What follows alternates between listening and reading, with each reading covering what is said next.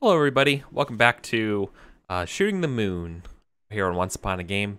And we just did our setup. If you missed the first half of our game, basically we're doing chariot racing or seahorse racing underwater with some political faction play. So basically the best thing ever, in other words. So super excited to get into this. All right. So we should probably decide formally who's going to be playing who. Who wants to be the beloved, who wants to be suitor and one, and who wants to be suitor two. Any of these screaming to one of us? Suitor one gets to go first and set the first scene. I think Suitor one is cute. Okay. All right. Is that a I volunteer to be suitor one from you, Keegan? Yeah. Okay. Then we also cool. Then we should probably come up with a name for them too. I will just write that. I think want to be the viceroy. If you don't have a strong opinion, Taylor. I was gonna say I really like Suitor too. Works for me.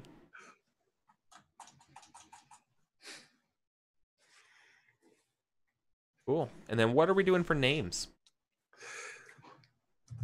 Give me just a moment here.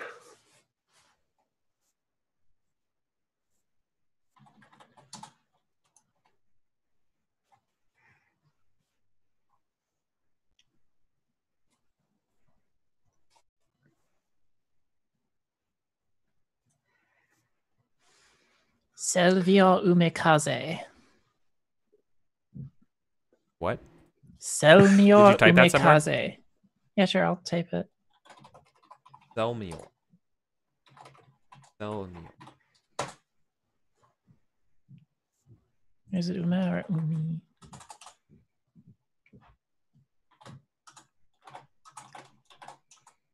Sounds very elven.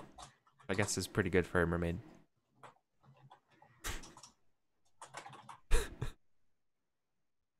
Sting. Sorry, it's spelled with an I, not an E.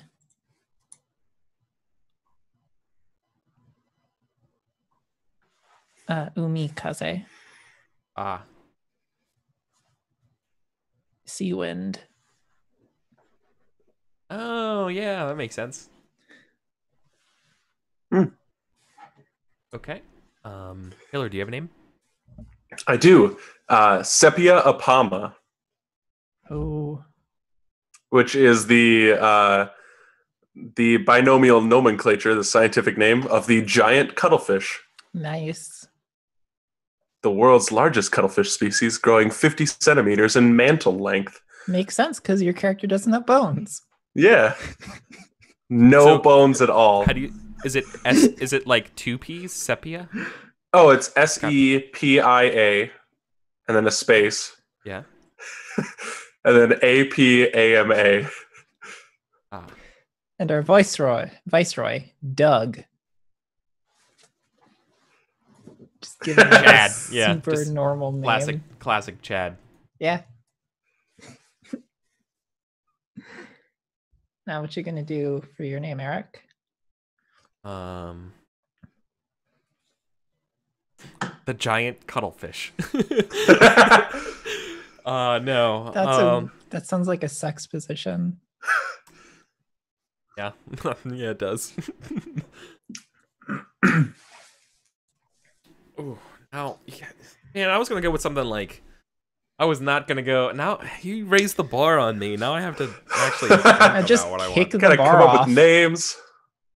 I'll just do what you're gonna do and kick the bar down. Mm-hmm. Yeah.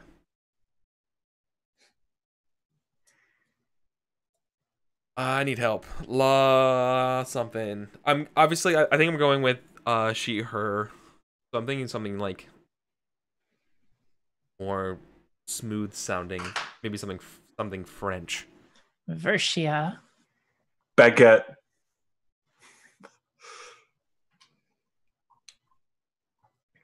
Actually, I like version. Version the urchin. So Vice Vice Viceroy version. Um,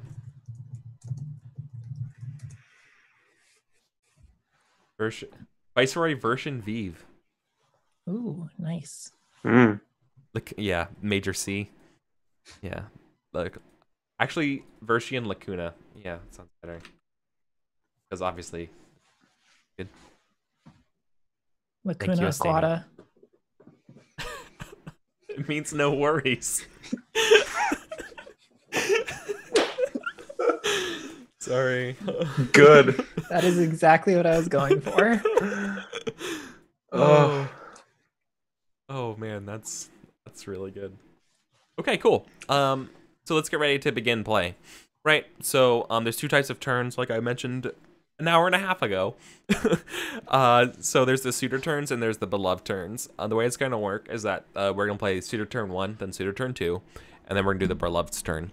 So the way this works is that suitor 1, you're gonna basically have the opportunity to focus on a scene between suitor 1 and the beloved. And that's kind of how this game's always going to work.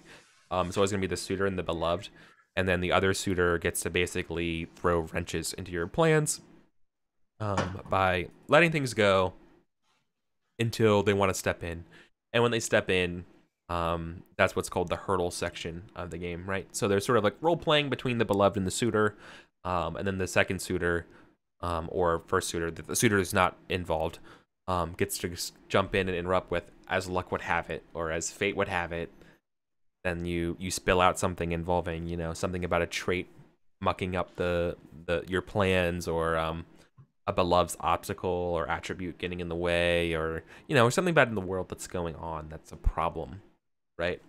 And then once you do that, then we start kind of having a fun time trying to solve the problem. And the way we do that is we start sort of the suitor gets to like respond to the problem by describing things and invoking traits to give themselves dice to this pool. And basically the way this game works is that if you win, you get what you want. The way you get what you want is by winning a simple dice pool. First dice pool, highest die wins, or highest number of dice wins. So you want 6s, right? As many 6s as you can. We'll get to that when we get to the first pool, but that's basically the gist, right? And so if the suitor wins, then they can basically work towards their goal. Like they're closer to their goal. If there's a tie, then like beloved can swing stuff. But if the opponent wins, then you don't get closer to your goal. That's sort of the gist, right? And then we go back again, and then the suitor gets to go, and blah blah blah, right? So let's just jump into it. Selmy or Seawind is a good name. Yeah, as. Yeah. Okay, sorry. Anyways. You ready? No. Okay. So remember, you guys are after the prize, right? That's the number one goal, right? So I just propose a scene just anywhere. Yep. Okay. Well, perhaps Selmur has invited Versian to dinner. Say. Yeah, that makes sense. Yeah. It's a royal feast because it's a festival of some kind. It's the Kelp Harvest Festival. Yeah, that's what it is. The Kelp Harvest Festival. So it's so naturally a question for you. Is this a private dinner, or is this a dinner with other people there too? Or did the Viceroy personally invite Selmy, or you know what I mean? I think it's your scene, so you can. Selmir would have extended the invitation, but the Viceroy would have set it up. So if they had misinterpreted the intention of a private meeting to be more just a general feast, then that could be on the table. Right. But it's your call, right? Because you're the one who's setting the scene, so you get to decide what the location and details like that. Perhaps, yeah, I think Selmir probably intended to have a private meeting, but they weren't super specific in their wording, and it is a feast, though they are next to each other, so they can talk. Great. Okay. Yeah, so it's a feast, so a lot of people are coming in. So, yeah, I think it's we see the scene, right, of this majestic underwater palace. Perhaps it's also near the edge of the abyssal shelf, right? Because it's like a nice vista, and and we kind of like zoom in on like a party that's a very nice, almost like Victorian. I would almost imagine like faux Victor, like I just imagine a lot of clean marble, Atlantean-esque shiny things around, violin sounds of some sort of like music, which I obviously would point to something like Mozart or something like that esque qualities to them. And you see like this very, very extravagant looking viceroy, whale like opera. Yes. Whale opera. Oh yeah, of course, whale opera. Oh yeah, what was I thinking? Right. So it's a whale. Yeah, it's a whale opera. That's the operetta. And at the door is Selmior, right? And the viceroy smiles and says, "Oh, Selmior, I'm so glad you were able to come. It was such a good idea. I got your invitation, and well, I couldn't just help but throw a bigger party and invite a few of my friends. Hope you don't mind." And the doors open wide and.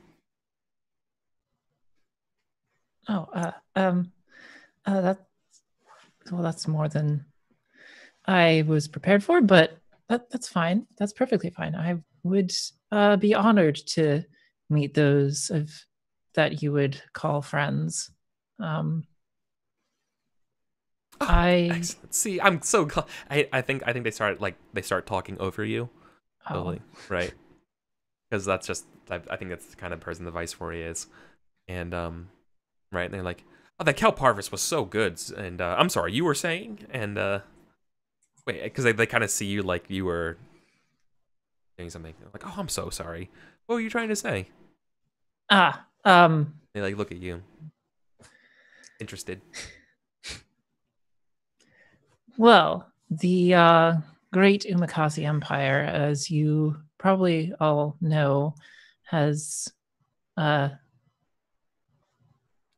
quite a few positions, like opportunities for trade in this area, and I was hoping we could discuss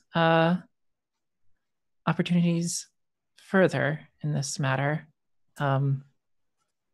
As you might have heard, we have recently uncovered a few new mines and have discovered new ways of smelting certain ores, which have been very, very promising in their like OARs?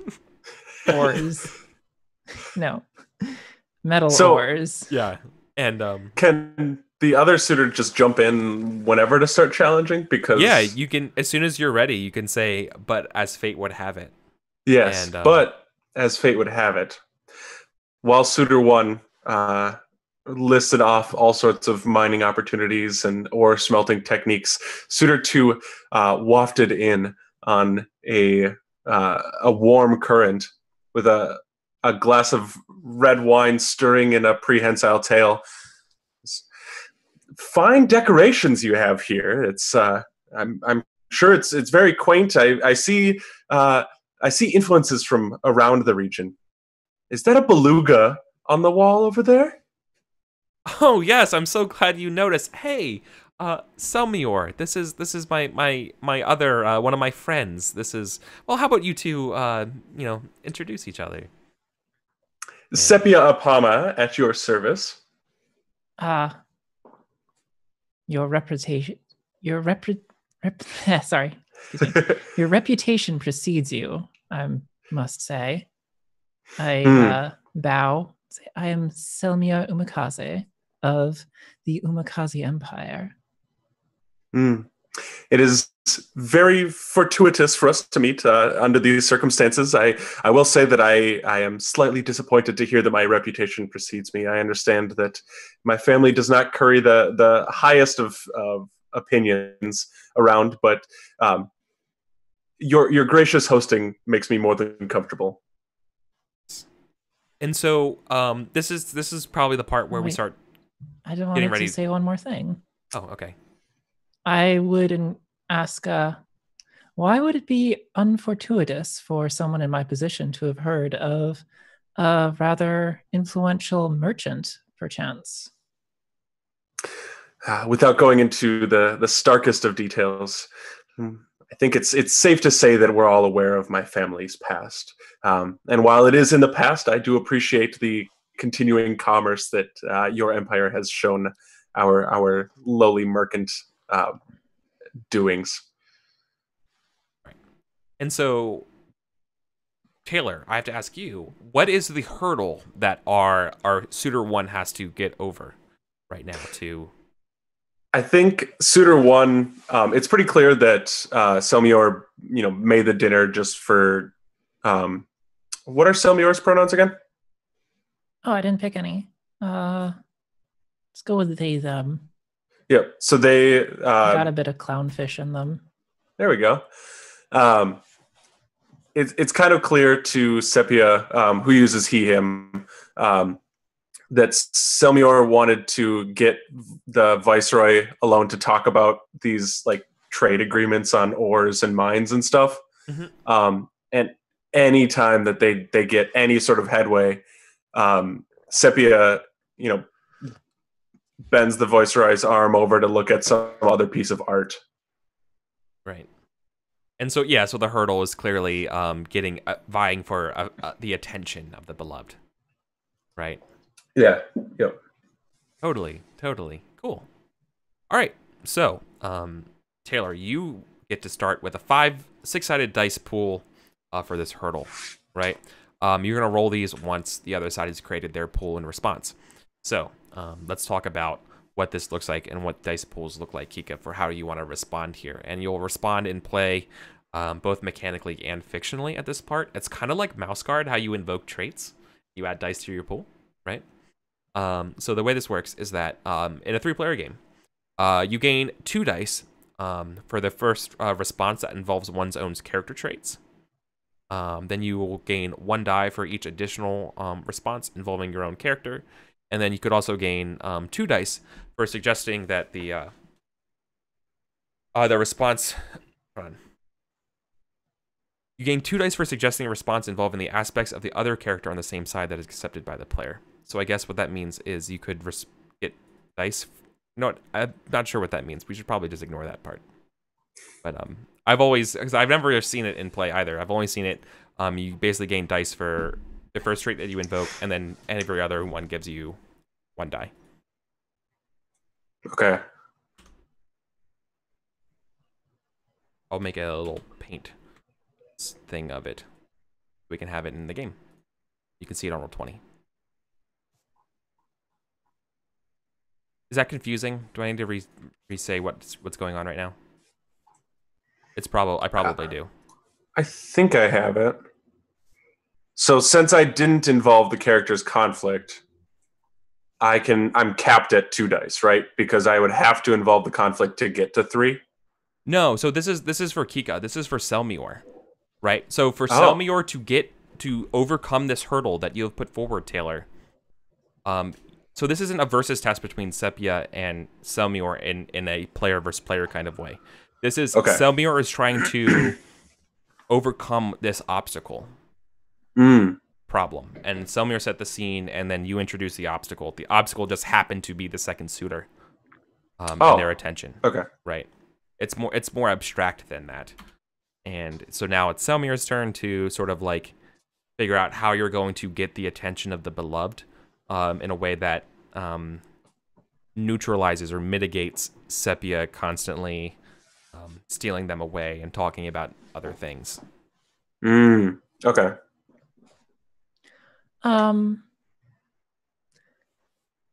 I think noticing Sepia doing this, I am going to try to sort of take the initiative and keep an eye on him. And whenever I see him coming over, maybe pull Versian aside and maybe compliment the food, because like obviously I like everything that's there. Maybe and try to then turn the conversation to my prized snail, and how even though it is a snail, I try to impress them by tales of its startling swiftness. Okay. So you're impressing on them about your snail. Yeah. Right. Okay. Are you and trying to like proactively keep like myself between her and Sepia. Mm. right? Okay. Okay. Um, do I think is the beloved helping you in this way? I think so, because I think they're interested, especially in terms of your snail, and how fast it is. Yeah. His name is Grungs. That's a good name for a snail. Yeah. What's it called? Grogs? Grung. Grug. Grung. Oh, grung. Like the frog. There are frog people called that? Yeah, in D&D.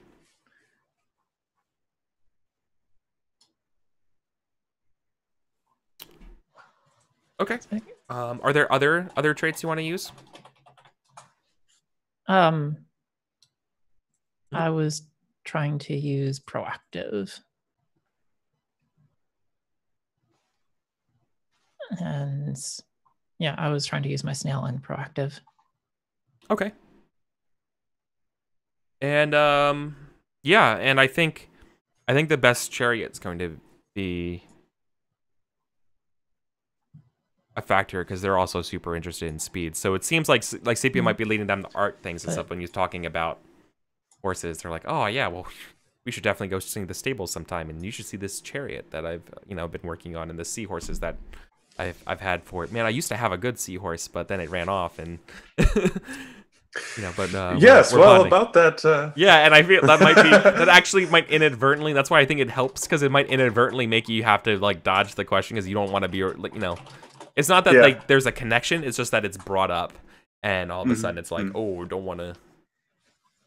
Yeah. Cool. So yeah, so that's how it works, right? So those are three. So there's your 3 responses to our hurdle. And now that we've done that, we make our roll. So the opponent rolls 5 dice, right? So you roll /R 5d6, KH. I'd say probably KH3, probably best, or just KH1. And then at the same time, Kika, you roll your dice pool. Okay, so they got a 6. Do I KH1 as well? Yeah. Okay. It's a 6. So it's a tie. There's a tie. The beloved player adds a trait to each of the suitor's characters. So this is how it works at this point. So, if the beloved player and the active player would have won, they each can check off a box toward their own goal. They each also add a trait to their character. If the opponent wins, then the active suitor gains a trait declared by Taylor, right? So Kika, your character would end up getting a trait created by Taylor, and you would not receive any points for your goal. But there's a tie here, and the beloved, get to add a trait to each of the suitor's characters here, right? Interesting. So let me go ahead and I think I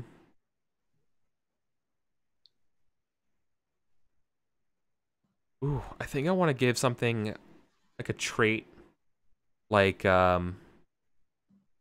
you talk about racing so much that the trait that I want to have is that you're committed to doing a trial race with the Viceroy. Like a commitment.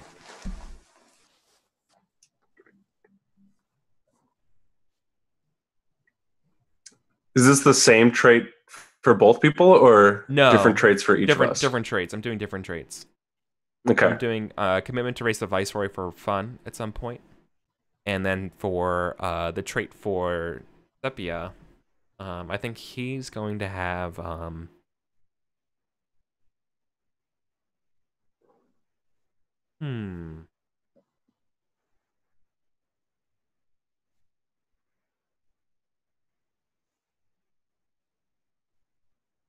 trying to think of what would be fun.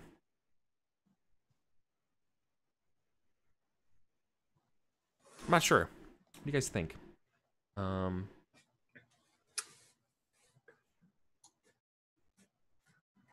mean, I don't want to say more in debt after buying things for the party. Yeah. We could say something like defensive. So how he like had to back off when the Viceroy brought up the seahorse, maybe. Yeah, no, that's a really or good evasive, point. Less than defensive. Evasive is that's a way better way of putting it. Evasive. Okay, that'll come in handy in the race. Yeah, cool. And so because you won the first one, we don't have to do a second second pool, which would involve if there was a tie, or excuse me, if there was a loss. So. Oh wait, no, forgive me. It is a case of a tie. It's been a while since I played. It's okay though. All right, so here's what happens, right? So there's still another chance for you to still win Selmier fully, okay? Oh, no. So it's cool. So probably there was so what we see here, right, is literally what we just described. The fact that so the Viceroy, right, Versian is like, oh, so you really like to race Selmier? Yeah, racing is pretty fun. Excellent. Then we should race sometime, just for fun. And and before you say anything, I'm not taking no for an answer. Well, I see no reason why I would say no. Just give me the date and time and I'll be ready to go. Excellent. And where did Sepia get off to? And cool. So as with the first pool, you can gain dice based on narration and things for the grabbing elements from the game. Yeah. All right, so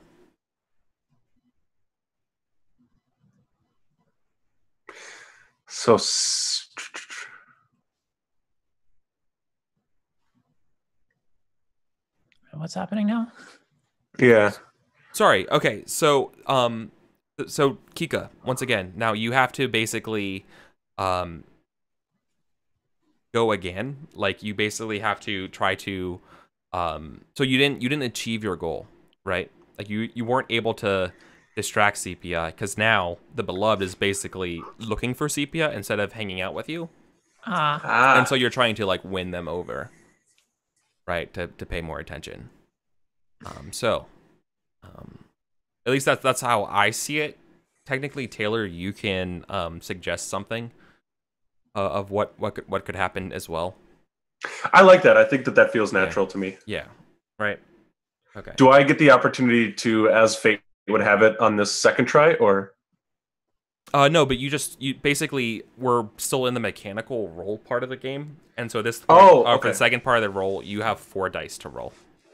Right. Oh, okay. Cool. So, are you? So Kika, my question for you here is, how are you going to keep their attention?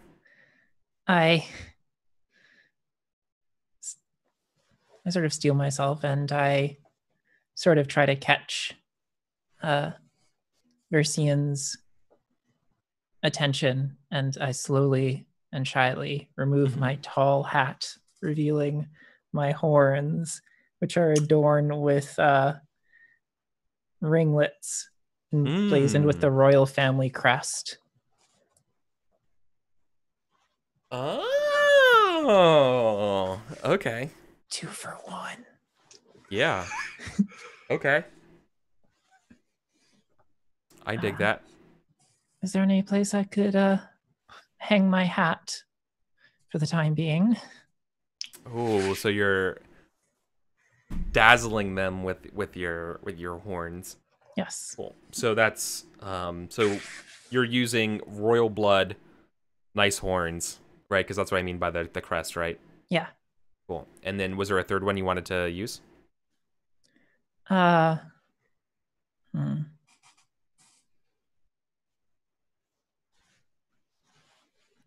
I allowed to use, like, proactive seems like it would be a bit easy to abuse if I could use it again. Yeah, no, you could. Okay.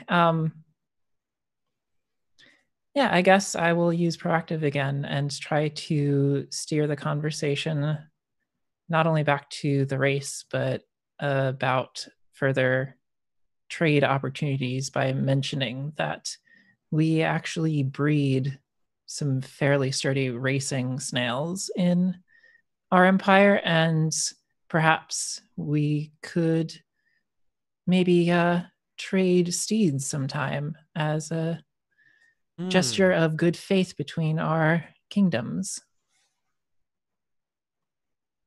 Interesting. Okay. So let's throw some dice. Yeah. So, Taylor, you're throwing 4. Yep, and I'm keeping 1 still. Yeah. Yep. And Kicker, you're rolling 4. 4? Yep. Can't be beat.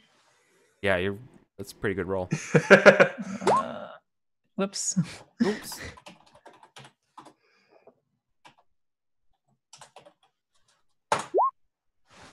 Oh. Okay.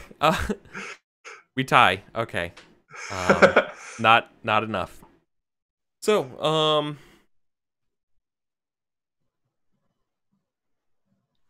I want to make sure in the second way who gets to narrate the ending.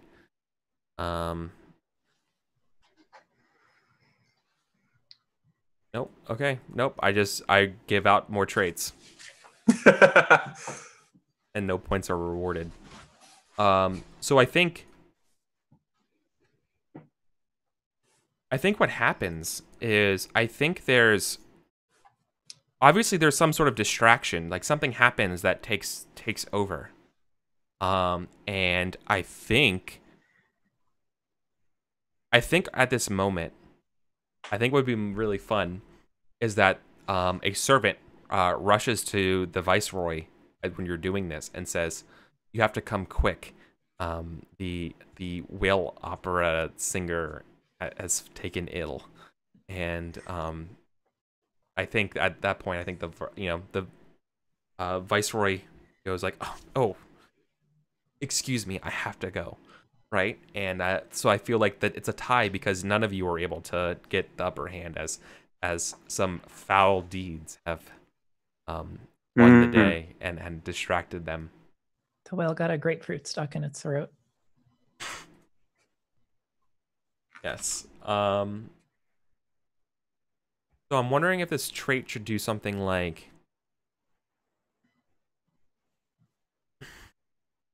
what would be a good trait?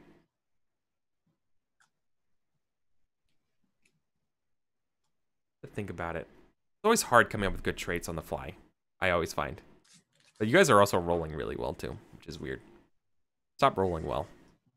You could do like yeah, showy. I gotta save the magic for Torchbearer. Yeah, I think showy would. Showy? For which one? Oh, Suitor 1. Yeah, that makes sense because you flaunting the things. But then I'm not sure what to give a trait for Suitor 2 here. Absent.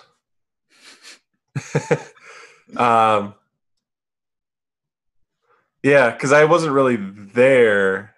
What about aloof? But I like aloof.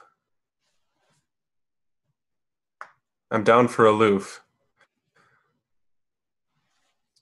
My aloof, evasive crime boy with no bones.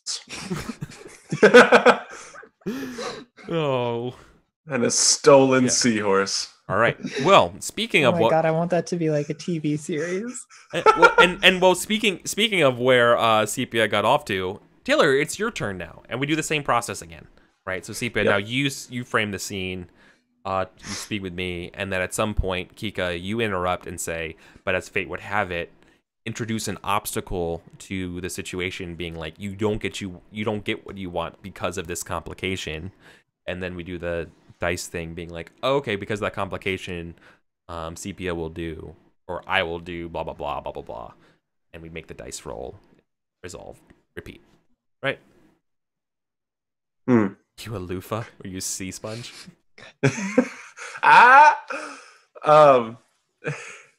I might be. So, does this scene have to take place immediately afterwards? No. Like, what's the time jump? Your call. You can frame the scene whenever. Okay. It could be beforehand. So, it could be literally anytime. I think the scene takes place a week after the funeral for the whale opera singer. Oh, okay. And Sepia and Versian are kind of sitting at the edge of the majestic. We're sitting at the majestic edge of the abyssal shelf, and having a discussion about the impact of the whale opera singer. Do we have a name for them? No, but it should probably be really good. Yeah. I'm trying to think of a whale pun for Pavarotti. Well, here we go. Let's. Welton John. No. You can't say that and then back away. It's Welton John. Okay. It's Welton John. Good. Yeah. I think there's a very long silence. I get the feeling that we've been friends for a little bit, or maybe close acquaintances. We've definitely bonded over the music of Welton John. I think Sepia would break the silence just kind of by awkwardly saying, "I remember where I was when I first heard operetta under the C minor. And I was coming home after taking my uncle out of jail, and it came on the antenna radio, and I had to unfurl his antenna to get the signal even. But we just listened to it in silence, and it was touching to me because it felt like it recognized the frustration that I felt. But it was soft enough to say that there was a future there."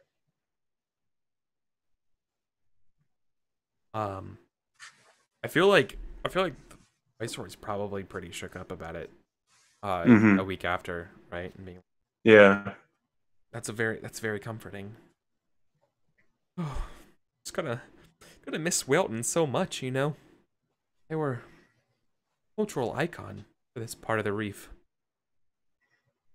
Well, that too. I mean, yes, they were very influential, but I mean, if I was in your shoes, it's okay to feel your own feelings. You two are close, right? Since we were kids. Now they're gone. Snuffed out. Like a candle in the wind. Well, just know that they'll always be with you. If you listen, and while you're swimming down that path that we have paved in those yellow bricks up to the castle, you say goodbye to that yellow bricked road.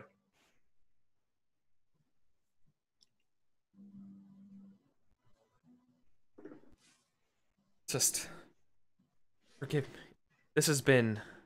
me so much, but it's been very difficult for me to rule and govern while this hangs on me. You know, it's been challenging. I could use someone's help. I feel like this region is tumultuous, to say the least, and to rule it is quite a heavy burden for one person's shoulders, and grieving Welton's losses. Well, that should be something that I shouldn't concern myself with, but here I am, and well, it feels good talking to you about it, Sepia. Good. And as fate would have it, Yeah. right then, the old mantis shrimp conductor of the whale orchestra comes over the hill and towards them with 2 police officers in tow, and he points right at Sepia and says, "That's the one I saw slip something into Welton's drink." Is that true, Sepia? Absolutely not. I wasn't even around. I was there with you talking about the art. I do remember you slipping off. No, it couldn't. It couldn't have been. It absolutely would never have been. I mean, I told you that story. A face. I do have a pretty amorphous face as I mush my cartilage around. But that tail is unmistakable. Oh, darn. That is true.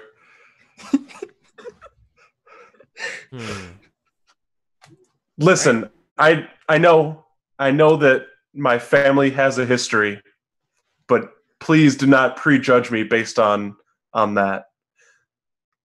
And I know that many a night I'm woken in a cold sweat with dreams of horrible visions of what I might do, but I did not do this.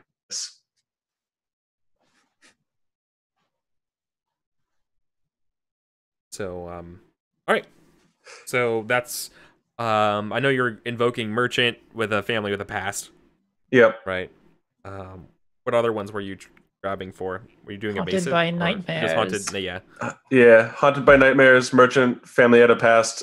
Does Eye for the Arts count, since we were talking about Welton John, and I was not keeping my opinions to myself? No, that's a really good point. Yeah. But that didn't come up That until after that didn't come up after the conflict started. Yeah, that's true. How's this going to help you get out of the conflict or win the conflict?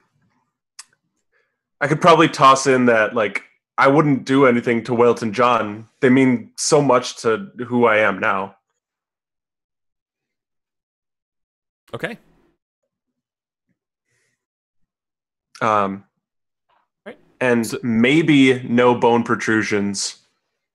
Although Prehensile Tail did conflict things with me since Shrimp Conductor. Yeah. Damn Shrimp Conductor. Truly? Truly. Oh. So I do have 3. Yeah. So you can only respond to the first round with up to 3 responses. Oh, okay. So that works well. So Kika, you're rolling 5 dice, and you are rolling, I think, if I can do math right, 5 as well. Okay.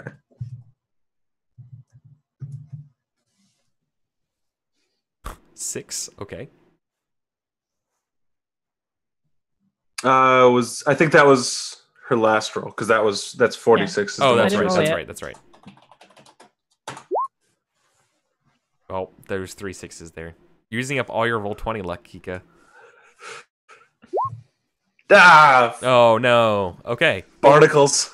It's not done. It's not done because we have our second round to go through. Only because we couldn't do it here. All right. Mm-hmm. So no big deal. That's okay. All right, so no big deal. He just got accused of murder. Yeah, and it looks dire. What are they? Cop lobsters? Are they lobster cops? Yeah. Cobsters. Yeah. Cobsters. Yeah, cobsters. Are gonna be like, you have to. They're not buying your story, and they're gonna say we need you to come in for questioning. Fersian, I'm in a pinch here. Can you help me out? Cop rock lobsters. Is there? You saw me at that party, right? We were there talking about the art, and that I will say that slightly droll Selmior was going on about ores and some sort of rock.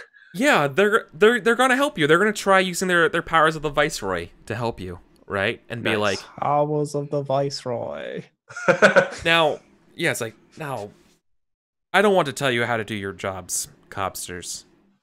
As a Viceroy, I can vouch that Sepia was by my side for most of the night. There's no way that they were able to slip something there. And, so we'll see if they buy it or not. Most of the night tain't all the night. Yeah. All right, so do I roll 5 again, or do I change how much I roll? You get to, yeah, you can add a trait. Like you have to solve this by adding a trait, which the Beloved is helping you here. Okay. And then a trait from the Beloved or a trait from me? Your trait. A trait from the Beloved, it helping you. It's the same. But Kika rolls 4 dice.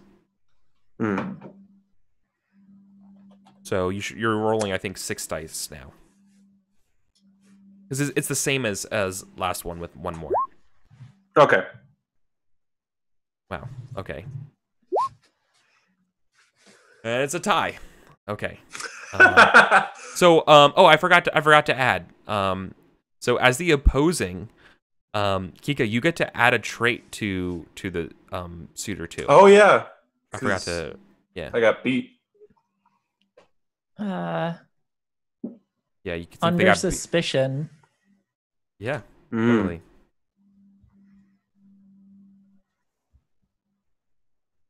Under suspicion. Okay. And then you got trounced again, which means there's another trait added. Did I get beat or did we tie? Oh no, you're absolutely right. You totally tied. So you, as the second round, as a tie, I get to add traits to both players, right? So I'm gonna add trait for suitor 2. I'm going to add a. The Viceroy is going to send you a good lawyer. So, right, being like, I was. Don't say anything, Sepia. My. I mean, I don't want to say Mr. Clownfish, but you know, something. It's like I will send you my own lawyer to help you. Don't talk to anyone until after you speak to our lawyer, as they're putting you into the lobster car. I've got to be out by next week. That's when the race is, or whenever the time that we're talking about our upcoming race. They'll get you out. And then I think a trait for suitor 1 will be for Selmior will be oh, it's tough. They weren't in it, and that's why I don't know what I'm supposed to do.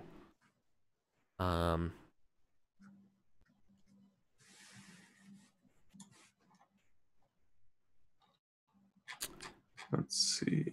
I mean, it can be kind of anything, but I don't know. I'm open to suggestions.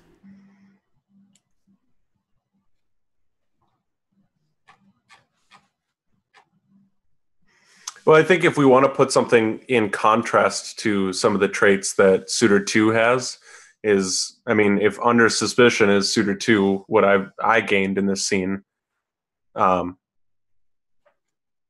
we wanted to put a trait kind of going to that synonym-antonym idea, of something like infallible or diplomatic immunity. Yeah. That's actually pretty good. I'm grabbing that. Diplomatic immunity. Yeah, it doesn't have to be synonym antonymy, but that's not a bad way of doing it. Okay. Cool. Wrap. All right. So now it goes to Beloved's turn, right? And the way this works is that basically I'm going to create a challenge for both of you, right? When this happens. All right. And I think what this is going to look like is think this might actually be a race. So we're gonna skip the. So basically, you're out on probation or something like that, right? Like there's not enough evidence, but there is still a cloud of suspicion. I've got to clear my name. Right. And I think the best way of going forward is to put this behind us, and let's have a good old-fashioned countrywide race, the Seawall Invitational, to clear our heads. Right. I think that's pretty fair. Right. Okay. So so that's going to basically be my hurdle here, for you, is this race. And so what's going to happen here is that you guys are going to be assembling sort of like how you're going to accomplish this hurdle. Like there's like not a lot of like interactive role playing at this part of the game. Okay. So basically, once I do that, like, I mean, you can ask me for more specifics about this invitational, and like, I mean, it's a grueling race. I think it's probably done in like over a period of days. So like, there's like breaks between it. So if you want to do something between that, or like, you know, there's a pit stop thing, or you know, kind of like a Tour de France kind of like bike race kind of thing, where like there's like different heats or like sections that you race to, then you take a break and then you go again, and that kind of stuff, right? So that's sort of like the challenge. Right.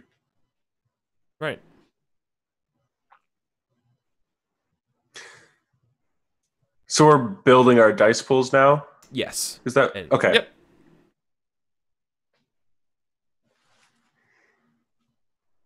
So I think Sepia definitely wheels out the majestic seahorse. Painted as to not arise suspicion. Any more suspicion. Of course. As you would. Right. Yeah. What color is it painted? I think it's painted like a silvery purple. Nice. Oh, I like that. That's good.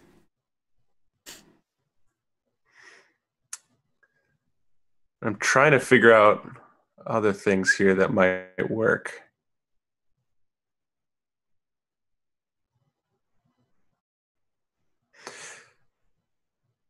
If it was cars, we would definitely see a scene where Sepia is like turning around and they're like both of their hands are like firm on the wheel, white knuckled, and then their prehensile tail is working the stick shift. Oh yeah, no, that's I mean that's totally valid. But whatever the equivalent of a stick shift is for a seahorse, like I'm turning like the tail to get like the spear. Yeah. The like a spur, right? Like you're slapping it. Yeah. Well, I don't want to go mean, but like, yeah.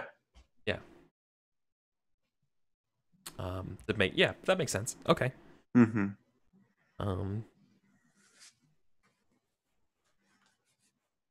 for me. That's all I can think to add right now.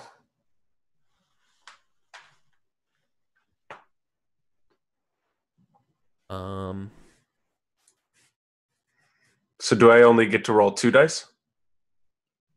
No. So the way this works now is that you're going to gain up to 6 dice by invoking traits. So how many you've invoked? How many traits now? 2. 3? 2. Okay. You get 2 dice for each of those. Oh, okay. Yeah. The beloved turn, you get more dice. Nice. Actually, I think I can invoke one more thing because Estani brought up a while ago using a smuggler's map for finding unconventional routes in a race. I'd like to do that, where I can like dip underneath a section of coral and just get like a really dimly lit, like tiny corridor as I'm racing through, and I pop out. Awesome. Yeah. So that's 6 dice. Nice. Yep.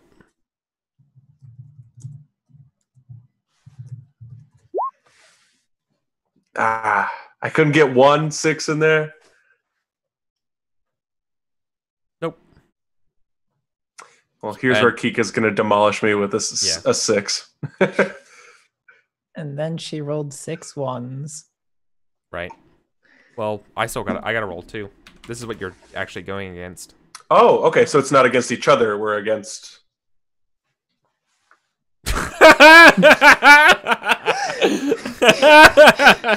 Called it. All right.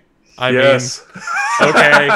That's classic Eric Vulgaris rolling. Incredible. All right. Well, I mean, no big deal. You couldn't even take out a demoralized weakened half elf with that. Oh, good. So do I win, or like what's the? Well, you win. Has Kika rolled? I haven't gone yet. Yeah, it's Kika's I haven't turn. even Oh, set up okay. my dice yet. Yeah. So I wheel out on Grung, who's wearing like a funny little like cloth hat on his head with like a little bell on it. It's adorable. And I dig through my pack of foods that I brought with me from my homeland, and I take out my favorite delicacy in only my terms of kelp and sea squid ravioli stuffed with anchovy, and I hook it on the end of a stick and hang it out in front of Grung because I've been feeding him those for years, hand feeding them. He's been brought up on those, and it's the trick to get him to go super fast. Yeah, like holding a bone in front of a dog. Yeah. Okay. And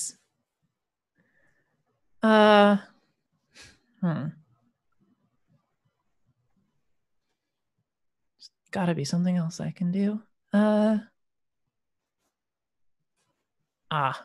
Usually I feel very content racing, so I don't really give it my all, but I think back to my overbearing parents, and I feel like I can hear their departed ghosts whispering to me, urging me to really buckle down and apply myself, to really give it my all. And I focus and I dig deep and I do everything I can to win. Oh, is Ghost Dad in the stands even?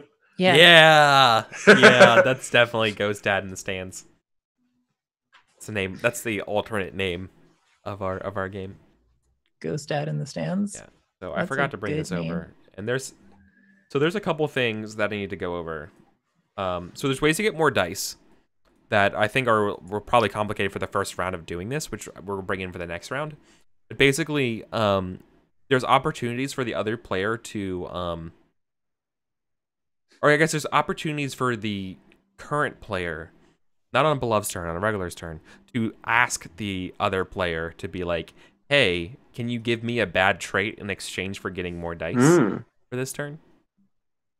Which we didn't really discuss, but that's okay, because I wanted to do like a that level, like this is the most basic way of doing it, and then here's the next parts going in for it. All right, cool. So I buy that, Kika. I like Ghost Dad. Nice. Cool. So now that's 4 dice. No. 6. What was Obstinate Snail? Peculiar favorites. Oh, yeah. My bad. Right, roll your 6. Get better than a 2. Oh, that'll be so hard.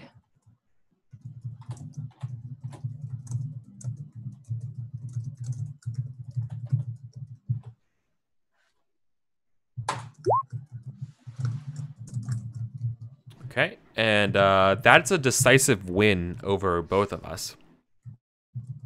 So I think it's pretty clear that Hika, I think Selmior, I think you win, right? With a 6, you beat a 5, and you definitely beat a 2. So yeah, I mean you got 2 6s too. Like it's not even it's without a question you win. So you actually anchovy ravioli all around. Yeah, you're actually closer to your goal. You have 1 point towards your goal, which is you get to roll at least one die at the end of the game Nice. towards your goal, which is pretty good. It's better than 0. Mm-hmm. Awesome. Okay. So yeah, you win.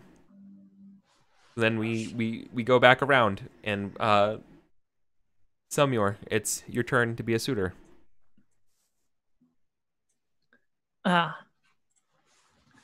Well, I suppose I would approach the Viceroy immediately after winning the race.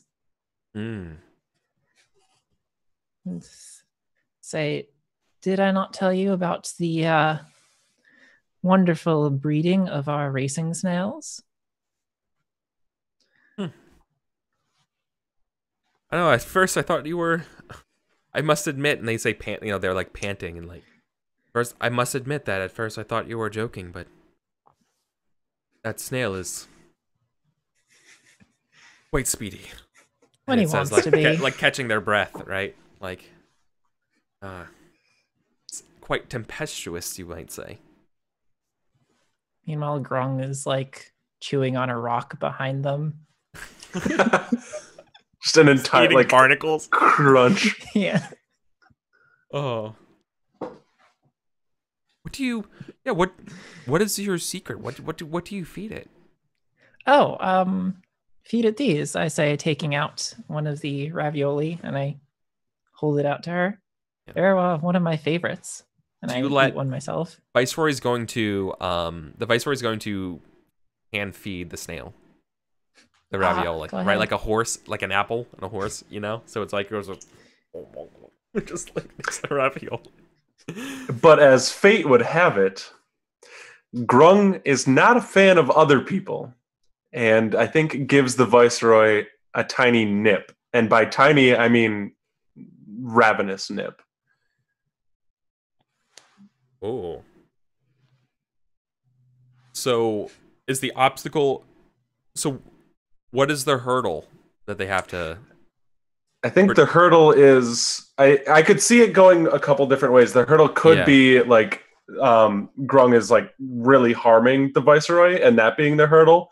But it could also be like a thing of like embarrassment or like saving face where like you have this really fast racing snail. It's not trained enough to not bite people. And of course it's you know, you put me in danger that I may have gotten bitten by the snail, if that makes sense.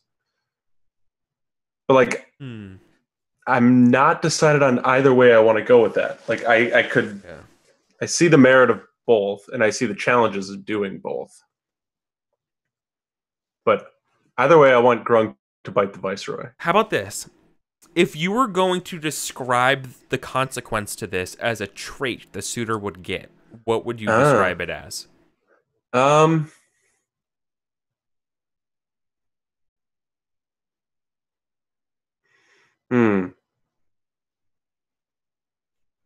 Ostracized, possibly, especially if this is in a public area.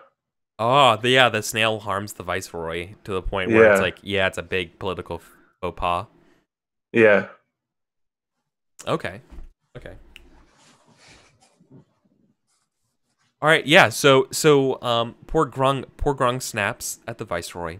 What are you going to do to alleviate the situation? I'm gonna immediately, like, the moment I see Grung going for it, like, try to get between him and the Viceroy and sort of like get my horns up underneath his chin to like sort of like wrestle him away from her and sort of try to make it look sort of like I'm maybe not making a scene, but like showing off like snail wrestling, which is something that the royal family of my lands have done for hundreds of generations. And I sort of laugh as I try to roll Grung over onto his back and say, see, this is the perfect opportunity for me to demonstrate to you our familial sport of wrestling the mightiest steeds and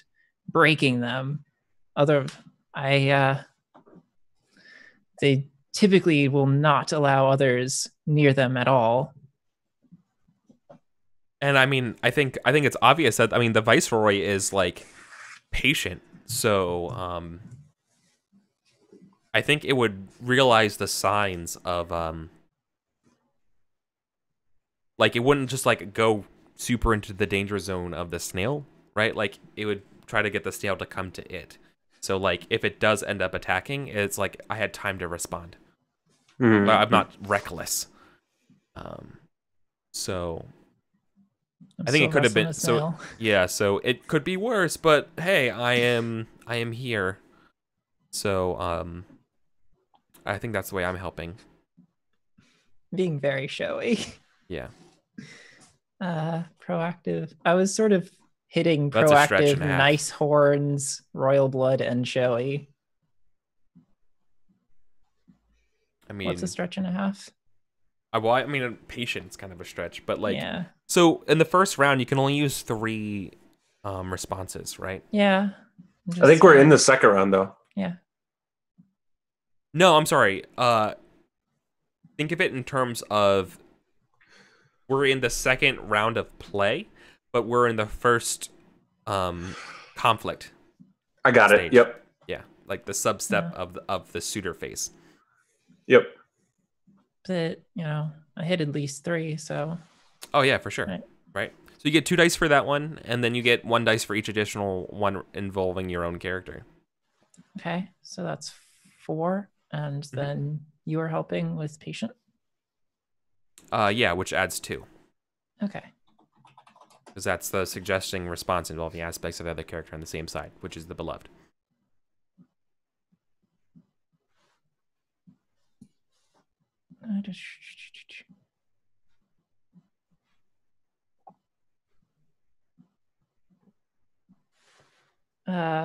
Can I sort of, while I'm wrestling this snail, sort of... Okay, this is dumb, but snails are kind of slimy, so I might get sort of a bit oiled up, and I might be showing off for the Viceroy in a flirtatious manner. For that 3 dice response involves flirtation between now characters. This is definitely going to be a problem if you mess up. Like, this was all a play to get the attraction of the Viceroy. So yeah, definitely you'd be public disgrace if you fail. But think of the gains. Yeah, I know. Like, that's why I think that sounds actually really good, because I think if you fail, you're gonna fail really hard. So, but based on the way you're rolling it, I don't think it matters. You have not rolled anything but a 6 tonight. Multiple 6s. Okay. So that's 9 dice. Wow. It's a good thing. I got... How? That's extra. But I got 3 5s. Taylor, you roll your 5 dice as the obstacle.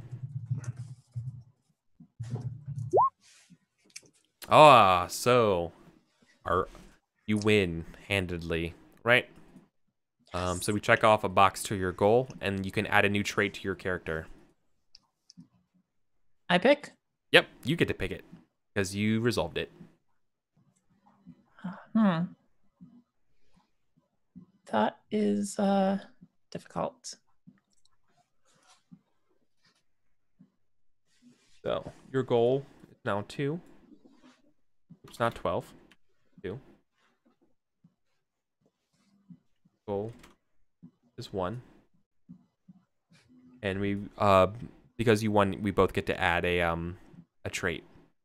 And so what are you thinking for the trait? Maybe I caught the Viceroy's eye more than, normal. It's my great heroic display of snail wrestling. What is that? I mean, I don't know what that trait... How would you describe that trait? I don't know. This is hard. Traits are hard. I know. I think you said it. Your great heroic display. So I mean, heroic might be a trait. Yeah, that flashy and heroic. Yeah. You're heroic. You swooped in. So you won. So at the last minute, you're like, back Grung, down Grung, right? And so like the damage would have been much worse than what it was. And then instead it's just a minor slash, right? And I'm turning into like the Disney prince. yeah, you're definitely like Gaston. Wow, that's rude. Hey, yeah, that crossed the line. Oh, sorry. Okay. And then I guess the beloved gains a trait, which I think is going to be hurt. I'm wounded, right? Mm. Aww. Yeah, I'm scratched up.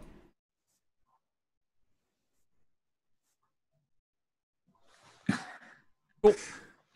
That's easy. All right, because it's easy because you won. All right. Goes over to you, Taylor. So, I would like to establish a scene where, I think Sepia has come to the Viceroy about his debt to ask for some assistance. So you've helped me with the lawyer. I am going to ask for other things as well. Okay. And so I think we are out at like a brunch in like a kelp cafe, a kelp fae. Yes. And Sepia, we've just finished. Yeah, we've finished our meal in the like quiet moments before the bill is brought. Yeah. Sepia would say, I very much appreciate the assistance that you lended with your lawyer. However, the cobsters did unearth some rather unsightly amounts of family debt that I find myself pickled with. It seems I go out of the saute pan and into the boiler here. The Viceroy looks very sympathetic, but like musing and being, well,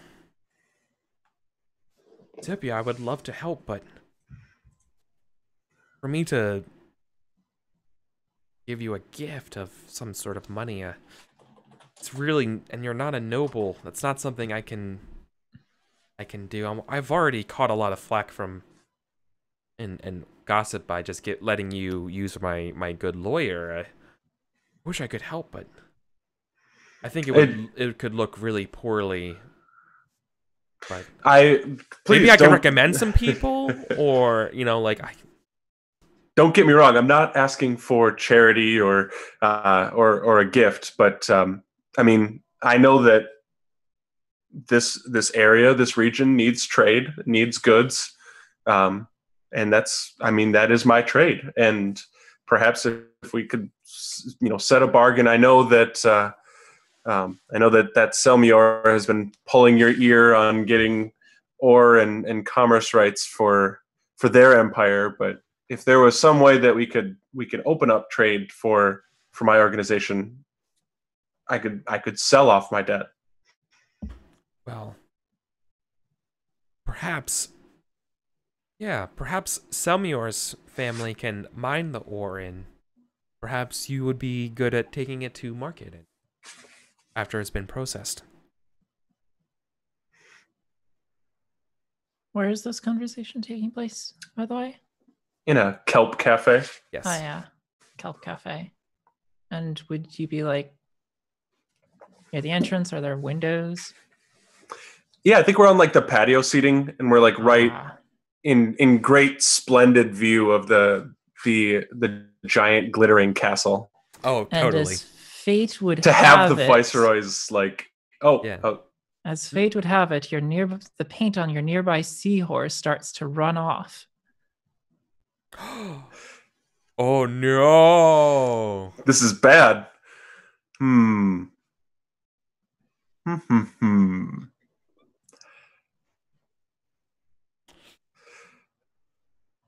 sees it first? Is it Sepia or is it the beloved? It's got to be Sepia sees it first, right? Okay. Seahorse is just like directly behind beloved, and like the paint is just like quickly running off, and like oh boy, it's staining the water around it. Now, oh good, my dear Versian, we've had a great meal, and we've had splendid chats. We can talk about any debts later, especially if we're looking less at charity and more at making some trades. Why don't you stay here for a moment? I think that I saw some excellent brochures about a nearby museum that we could go see. They have some particularly colorful coral. Why don't you stay seated, and I'll be right back and see if I can't get any of that information. I mean, but we have a lot to discuss, but okay. And you probably like hand him over actual like one of the, like you just grab a brochure and show it to him or show it to them. And yeah, so it sounds like obviously I have the arts, what you were invoking, evasive, and what was the other one you were running for? I mean, your seahorse itself.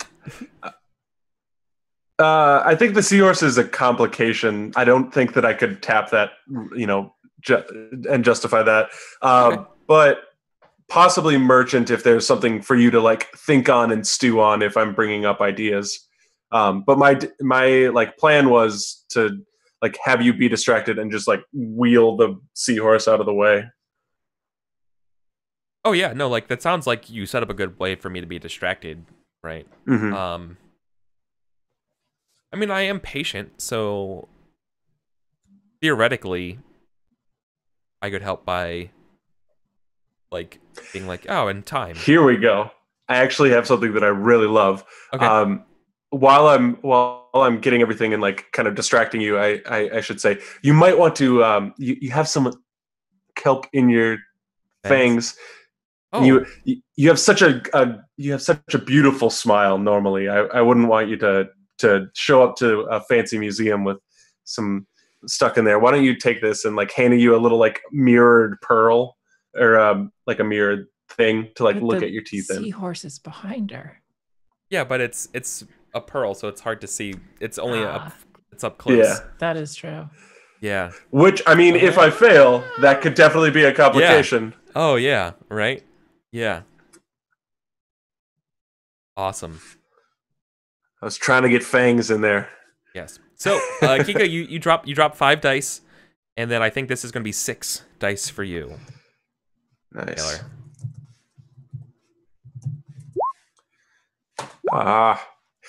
Finally! your luck streak is broken. So Sepia, you win. You gain 1 closer to your goal. Yes. But you also get a trait, right? Because you win. Mm-hmm. Any idea? Let's see. I'm trying to think of the word for it, but like man about town, like knowing where the great art museums are, knowing where the events are. Knowledge. Yeah, streetwise. Yeah, streetwise I think works better because that fits in with my crime boy aesthetic. Yeah, bardic knowledge Crime is a boy. joke. We crime boys. Yep. Okay. I miss bardic knowledge. Yeah, used to be good. Mm-hmm. Those were the days. Yeah. Okay. Awesome. Okay. Excellent. Now, I guess we go back to a beloved's turn, and let's think about this. This will be a difficult situation because I feel like this might be like where we probably have to end up wrapping up today. And so like I'm trying to think of what the scene would be for sort of like the climax of everything where it's going. So I want to win my goal, right? So I need to gain political or I need to unite the families. And so it sounds like this it's got to be around the time when I've been agreeing with Selmior about this ordeal, right? And I've been agreeing with the Apamas for sort of like the trading part of the deal. Mm. But I think there's got to be a complication. So what is? So I know that we talked about the beloved having murdered Silmior's parents, but what if the Apama's past is tied up in that?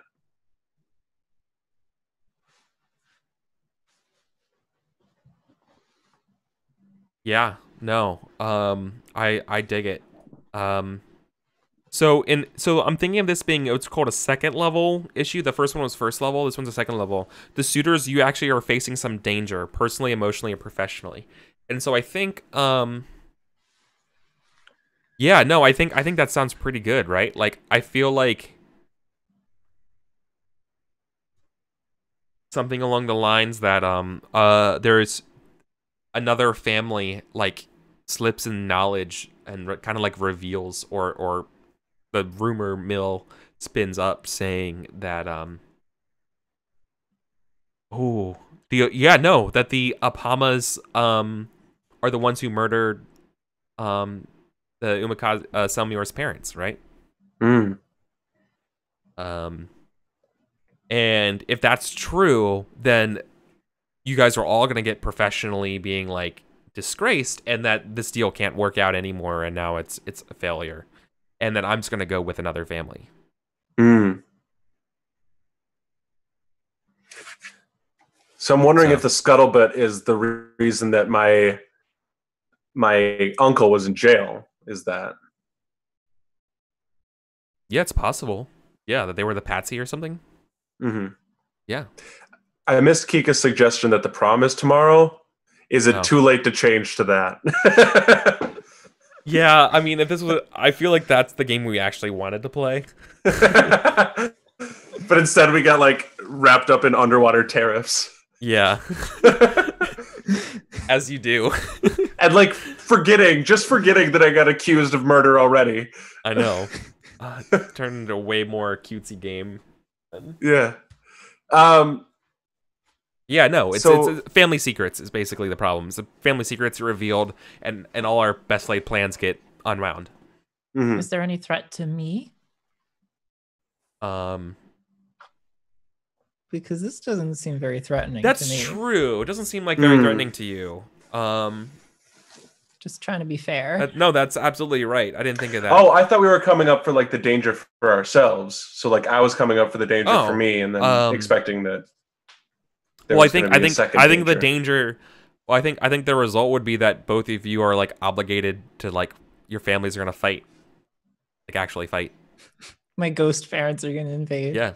No, I mean like yeah. I mean you have another country like that. Basically, the Umakazes and basically where the viceroy and stuff like gonna happen. Like they're gonna have a war. Ghost army's gonna attack. We're gonna have an underwater war. If like on our hands, like a real like international political problem. Ghost war. Yeah. Underwater. Hell or high water.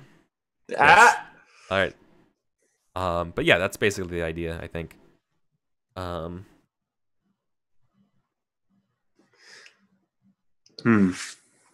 So let's take a look. So we're building our scenes now, right? Or building our images or whatever. So like it can either be here's something about the Beloved's turn. We can either do one big old problem and we both have to approach it differently, or I can break it down into two individual problems. And so maybe it would be better to do it that way.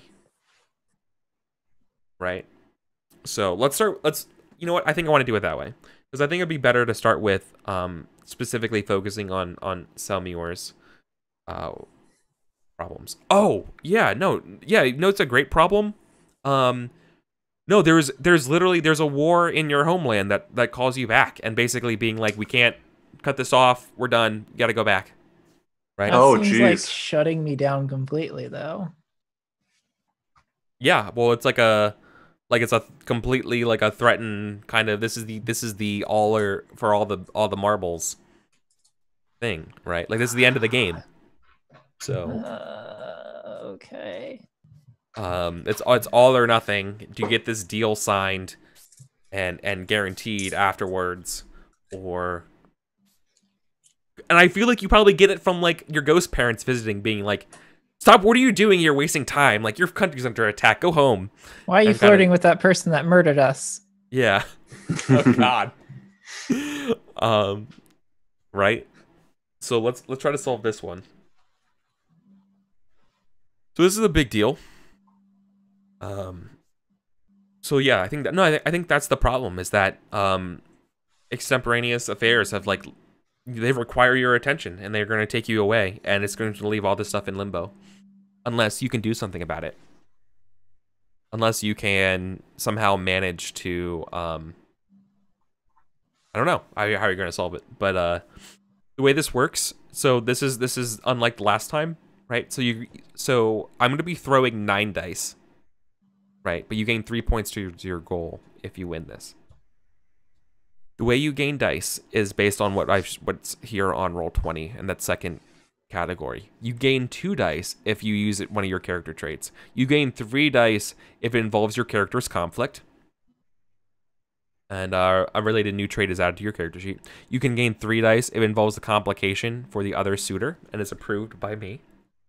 You gain 4 dice if you accept a suggestion by Taylor. And you gain 5 dice by sacrificing a trait, which you can do once per turn. And by doing that, it changes something. Like a friend turns into a bitter ally, or a jaded character becomes touched by wonder. Something like a persona-worthy belief event happens if this was Burning Wheel or a mouse guard. Does that make sense? Yeah. So, yeah. So form your pool. Once again, you get 3 things you can, 3 responses total. So what are the things you're gonna do to get stuff? And what does it look like when you receive your ghost parents show up telling you about this? Unlike the eve before the paperwork signing for this treaty.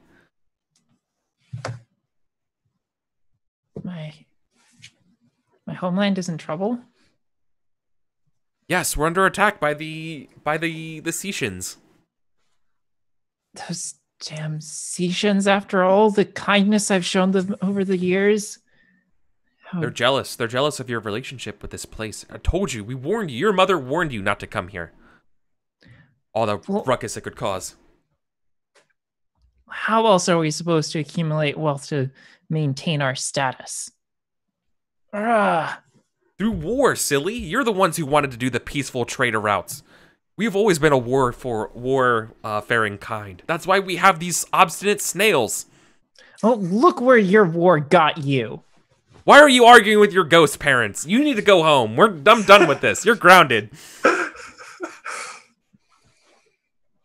I sort of just get fed up with them and storm out.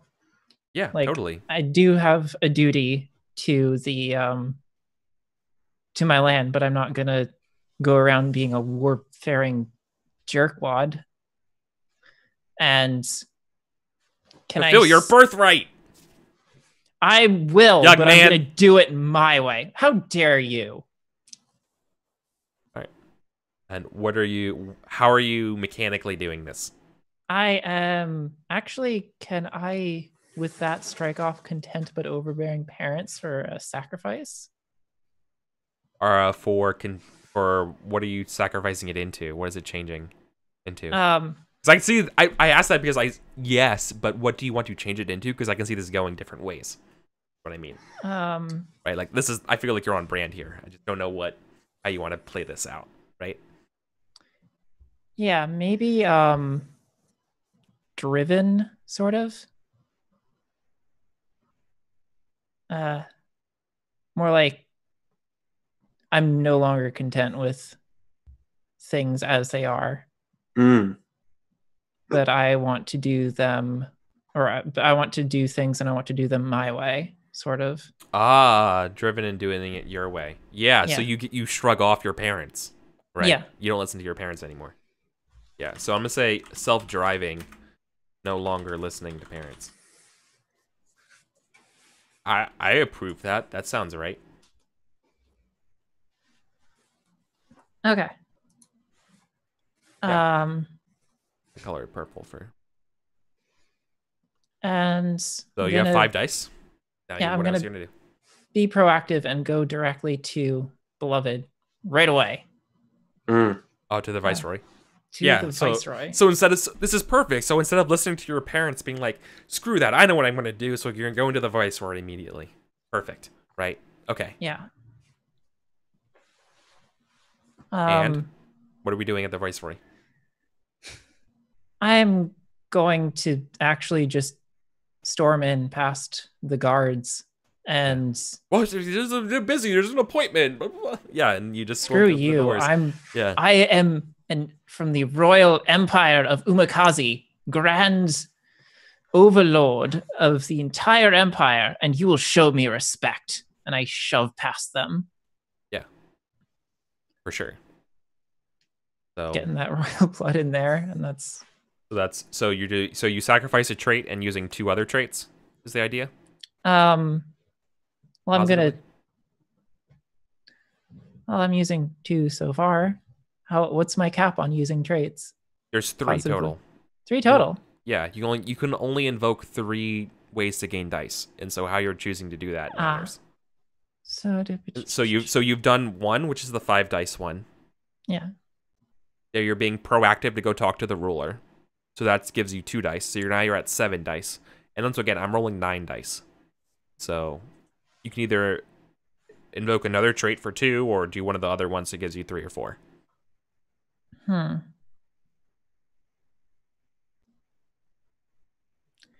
Involves the character's conflict, maybe. Can I pitch something to you? Yeah. If you're going to the Viceroy and saying, you've no longer listened to your parents, that means that you're challenging the pit crew against the Beloved. You might be swaying their chances in the upcoming race by leaving your family's sort of involvement in that. Oh, yes. Yeah, totally. Oh shit, that's super good. That is really good. I was wanting to work that in, but I wasn't sure exactly how. But yeah, do you want that? Yes. Yeah. Screw over your family's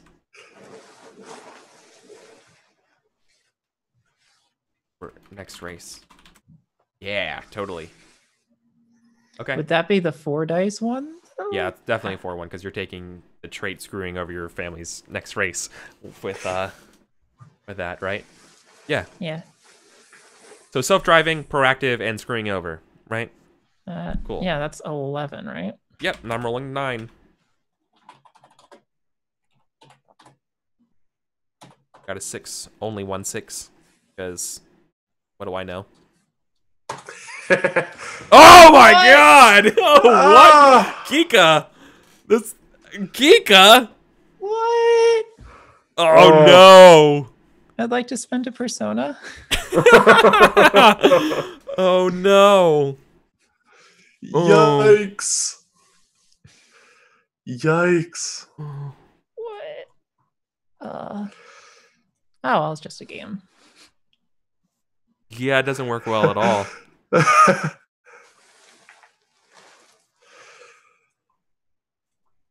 Well, I'm mad, so I don't care. If yeah, they won't accept my terms, I'm gonna go. No, back to they my want country. you. Yeah, no, I think they.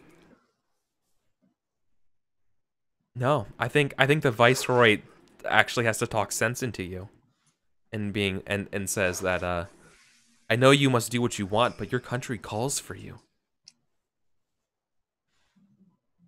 Take my best chariot, go home, save your country.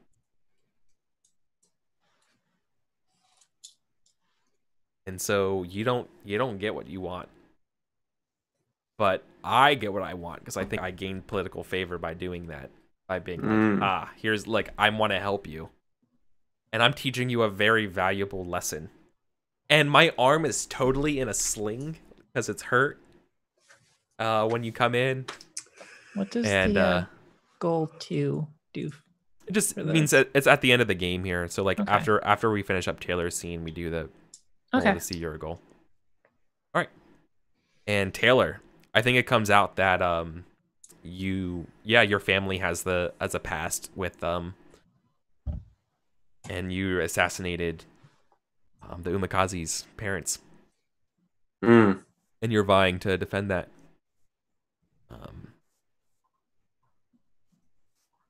Right? Like, is that better, or should it really just be your debt comes in to be collected? Both of them are good because both of them ruin you. Yeah, I think because this is the end of the game, both happen at the same time. So I think the police and the debt collectors meet up at my house and go, "Same guy, same guy." And then they seize your seahorse. That's exactly what it is. Stating in chat, why not both? Yeah. Yeah. See, I don't know. I guess I'm a little tired. I didn't put that together. Taylor, I love playing with you. Thank you so much. We were so in alignment. Yes, go ahead. So I think the police show up at one door and the debt collectors show at the other door. Yeah. And I'm bouncing back and forth between them. And I think the debt collectors, I would say, look, I understand, we have this mountain of debt. I inherited it. I've lived with it my whole life. I'm so close. I am so close to striking a deal with the Viceroy to take over mining rights. I'm not sure if you know that Umikazes they have, and then we'll get the knock on the door from the police. You're under arrest for the murder of somebody Umikaze. And then my face would drain of all color, and the debt collectors would raise an eyebrow. Let's see. I'm really trying to think about things that I could possibly use here. Oh gosh. I'm going to sacrifice my trait of daydreamer but haunted by nightmares and say that the stress of all this sends me into a nightmare vision.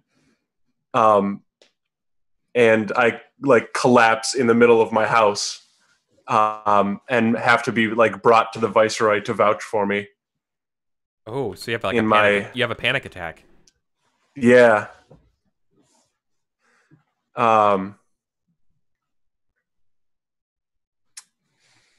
Gosh, I'm trying to think about what that turns into, though. Maybe under the Viceroy's care.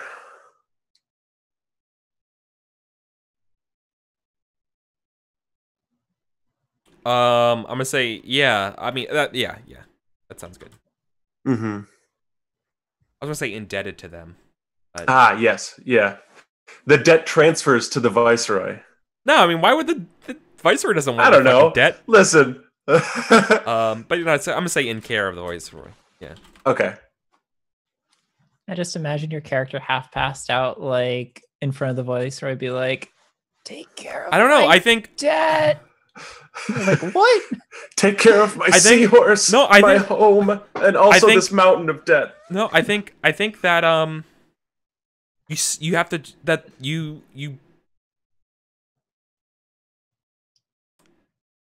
I think you have the panic attack thing, but I don't think you get to go to the Viceroy. I think they take you to jail, but they promise to give your final letters to the Viceroy, and so it's up to them to sign it or not. But you're in jail. I think it's better because you're imprisoned. Yep. And while in prison, I write a very fanciful letter. Yeah, something like that, exactly. And, you gotta hope that it works. Exactly. It's peppered with Welton John lyrics. I reference electric eels and mohair seals and reading things in all sorts of magazines and. Okay. It's pretty great. So I've got 5 from that. Gosh. Ika, do you have a suggestion? Can flirt for more dice. Oh, goodness. You do have a good lawyer. Do you have a good lawyer? Yeah. Oh, boy. I think I'm trying to think about how to flirt through a letter, and this is bad because this is an area of flirtation that I've never explored.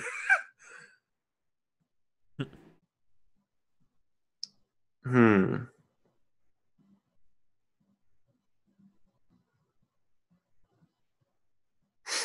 Yeah, so Kika, do you have a suggestion for me that would add a trait? Hmm.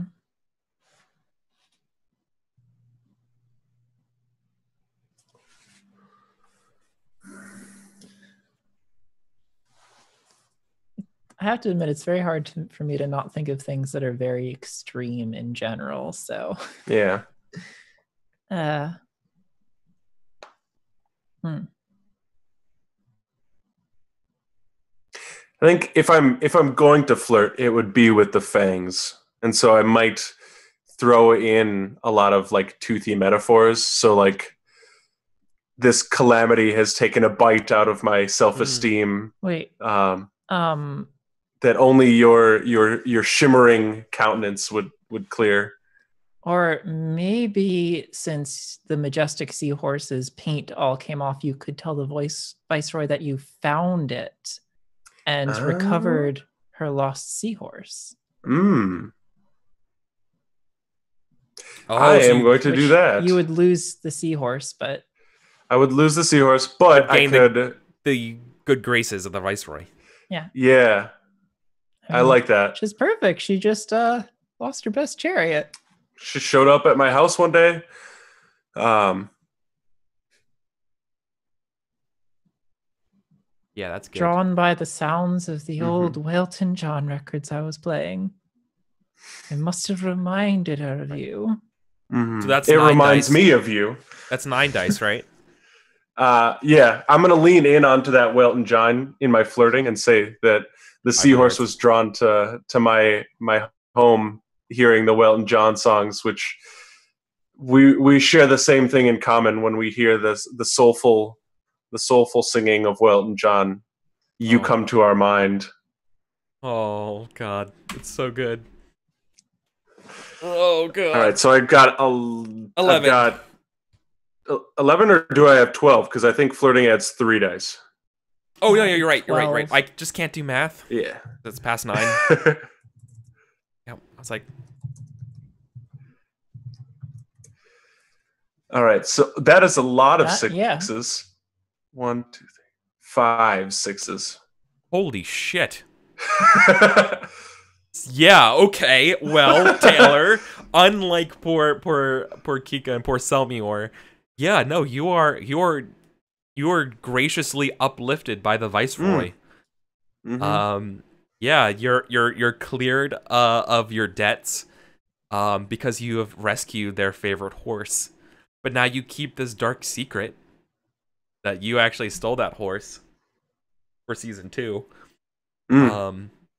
But no, yeah, now it's like Prince of Egypt style, like, you know, you're elevated as like one of the family basically. You're given a prominent position on the, you know, you're shown the horses, and oh man. Yeah, like anything you want with freaking 6 6s? Yeah, 6 6s on 12 dice. That's pretty good. Yeah, I like that. And all right. The final thing of the game is to we finally have to do the like, do we get our goals or not, right? So since I won that one, do I get goal points for that? Or was that only for my scenes that I get? No, you gain 3. I'm sorry, you gain 3, so you have 4 goal points for that. All right. Dang. Yeah, you gain if you would have won, Kelsey, or Kika, you would have gained 3 goal points. So, yep. So what we're gonna do is we roll our dice competitively, and so to gain our goals, you two have to roll against each other. Okay. 2 4s. Oh no. 1 5. Which makes sense, because then, yeah, so CP, you gained some political victory over me, right? Like, basically, you saved my horse, and Selmir is a little bit out of the picture as they're dealing with their the war. The war, exactly. Raising the ghost army and gonna invade you.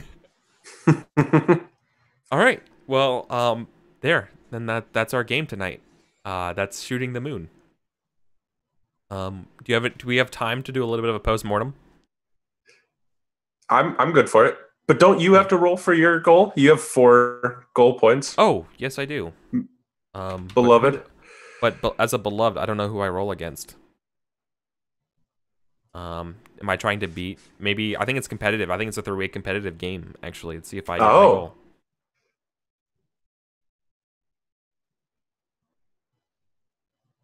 1-5, so we tie. But you have a 3, and he is 2 1s.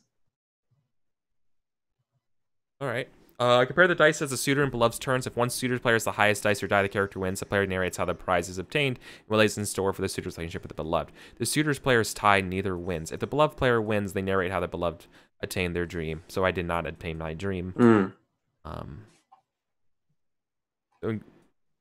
Oh, wait, no. In case of a tie between beloved and a suitor, both of these characters attain their goal. Hey! So I gained political... So, cool. So I guess I sort of... united. It was in a way. Poor united Selmir. through culture and trade rather than through political alliances. Yeah, exactly. So poor Selmir didn't get anything. Got their pronouns disrespected. Oh my god, it was they. I know. Yeah. I'm sorry. That was their parents that did it.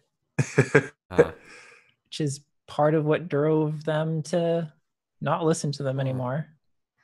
Honestly, go salt and burn those graves. Get rid of them. You don't need those specters haunting you. So it's a bit rude. So what do we think of it? What do you think of the game? I thought it was a fun game. Yeah, it's fun. I'd play it again. Yeah. I like it a lot. I think the game definitely benefits from having played before. But ultimately, I don't know. I take a little umbrage with the dice pooling system, and I feel like I would rather just flip a coin. And like, if you invoke a trait, then or like if you do something, then you can flip a coin again, and it's like, you count the number of heads or something like that. Yeah. But like we spent 90 minutes playing just doing setup, and like while that took so long, like it was fun. It was so fun. Like all these ideas that was are just my favorite part. I want to play in the Sea Kingdom again. Yeah, like it felt like that's how I feel. I feel like the setup of the game is so good, and then like getting the mechanics in the actual scenes to work out the way you want. It just feels like doesn't feel natural, I guess is the best way of me putting it when doing the mechanics of the game. It doesn't feel natural. Now, is this the original like writing of Shooting the Moon, or is this the revised for like the new Romance trilogy? I think this is OG Shooting the Moon. Okay. I don't know if I didn't know there's a revised version. Yeah, she put out like a hardcover that has all 3 plus like a bunch of hacks and mods for them. Oh, you know what? I think I know what you're talking about, but I don't think oh no, how do I not own this? Is there a PDF version of it? There is. Yep. I have the hardcover. It's gorgeous. But it's like packed away in one of my many boxes. Because like I said, we're trying to get moving. Yeah. Yeah, it's the Romance trilogy. Yeah. But I don't know if there's a difference between the 2 versions, but well, I mean, I don't know. There's a Romance trilogy PDF, but I want both. I want the hardcover and PDF. Oh, it's a soft cover. Okay. Estany said someone needs to mash up Shooting the Moon with Firebrands, and that I think would be a great mashup. That would be an amazing Firebrands. Yeah. Easily. I would. I think Firebrands does conflict resolution better than like a dice pool can. Yeah, that's what I'm saying. Like, it felt like the dice pool part is easily the most attracting part of the game. Like, it's the part where it's like, I get it, because like I feel like that's certain. It's kind of like the game is the game's time, that's what you did. It's like this game came out around the same time as Dogs in the Vineyard, right? Where like, you're building conflicts up and you roll in 2010. You know, yeah, exactly. So I mean, I get it, but I mean, I'm super excited. I'm literally buying the new one right now. Right? Nice. So like, give me a second. I need this in my life. It might be fun for a bigger stream for winning to be based on votes from chat. Oh, that would be interesting. Yeah. I like that. Maybe like something that they could do on Hyper RPG or something. Yeah, I dig that. That's cool. But yeah. Boy, there's good stuff. Hika, you need to play Firebrands. That's right. I've never heard of it. There is a really great podcast that is small and done by two people that uses Firebrands. It's called Sun City Duet. And it's really, really great. It's super, super enjoyable. One of them plays games here sometimes.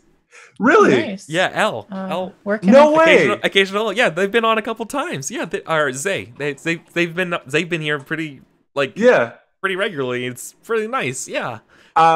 Literally like the episode of Game Closet that I am editing has Ellen Ben on it. Oh yeah. So see, they're making yay. More people in games. Yes. I don't know these people. They're really great. Super enjoyable. The podcast is super enjoyable. Hika, I know you watched The King is Dead for a little bit. Yeah. That's based on Firebrands. The idea of switching between the scenes of the mini games and having the fun times is very Firebrands. Yeah, and I'm literally I'm working on speaking of which, it's 11/7. I mean, probably by next week, by like 11/11, I should have a publishable draft of that needs playtesting of my own Firebrands hack. That sounds so cool. Well, technically The King is Dead. But yeah, I'm taking the Firebrand or The King is Dead samurai style that we were doing and just basically running with that. Do you think we could get people in the area to play just in person? Oh yeah. For a playtest? Yeah. That would be fun. Would love to. Yeah. Okay. Well, I want to do that and online because it's going to be a game I have. It'd be fun. We can also stream the in-person one. I have so many ideas for Firebrands hacks. It's like that. Harry Potter is an obvious one. Harry Potter would be fun. Like that's next up on the block. And then I also have a racing one. Earlier today I was told I need a time turner. Yeah, like an actual Fast and the Furious game of it would be pretty good too. I still want to do underwater Fast and the Furious heist. We gotta make it happen. Yeah. I know. The fish. Play more games underwater, honestly. Yeah. Speaking of which, with my sea dwarves. Yeah. Speaking of underwater stuff, Taylor, is there anything you wanna tell us about?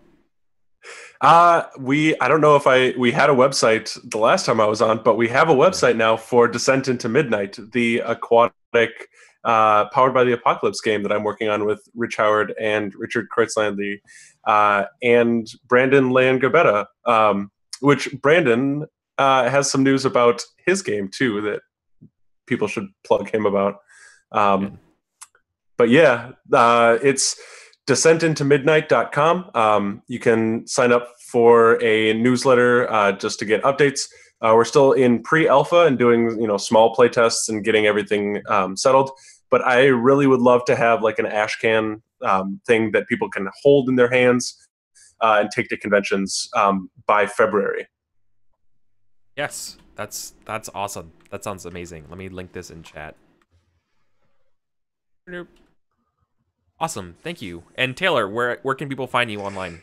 Yeah, so in addition to descentintomidnight.com, people can find everything else that I do at riverhousegames.com. That is going to have links to all the podcasts that I do, all the games that I write, and then something that I am going to try and get a little bit more of my time invested in is a curated list of articles written about queerness in games and games that touch on queer and LGBT issues in like a substantial way, other than like saying like you can be gay in like a paragraph on one of the pages. Yeah.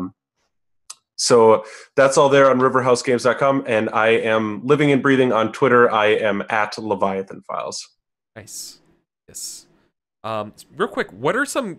I'm really curious, and I don't want to wait till after the show. What are some games that do that? I mean, obviously, the first one that comes to me is Dream Askew, but like, yep, Dream Askew is a very good one. Most of Avery's games, really. Yep. Most of it, yeah. Honestly, most of Avery's games. There's a lot of Paradise. Is that her game? Which one are you thinking of? Is it called Paradise or Utopia? It's like this Victorian dystopia where everyone has something about them that's like they're actually a rebel about, and you basically it's about that being uncovered and you getting sent to basically the Room 101 and reprogrammed.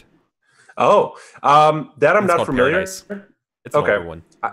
Yeah, it's really I will depressing. admit that I haven't really played a lot of. It's like Extreme Pleasantville. Yeah.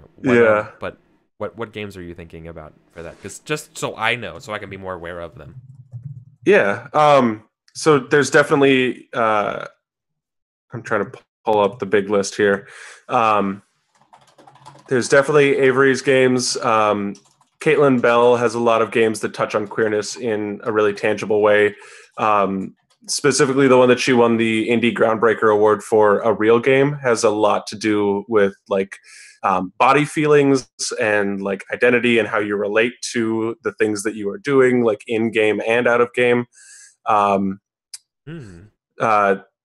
Blue Rose is on there for like being like one of the first big, like I would consider Blue Rose a AAA game that had queer characters in the lore. The LARP Just a Little Lovin' by, and I'm going to mispronounce this name, Tor Kjetil Edlund and Han Grasmo, which is about AIDS in New York City in the 80s. The Romance trilogy is on there since it's, a really iconic trilogy. The new edition for the Romance trilogy includes a bunch of hacks and mods that approach romance in a lot of different ways. Singularity by Josh Jordan and Caitlin Bell is a transhuman dating show game, which is incredible. Singularity was the first LARP that I ever played, and that is awesome.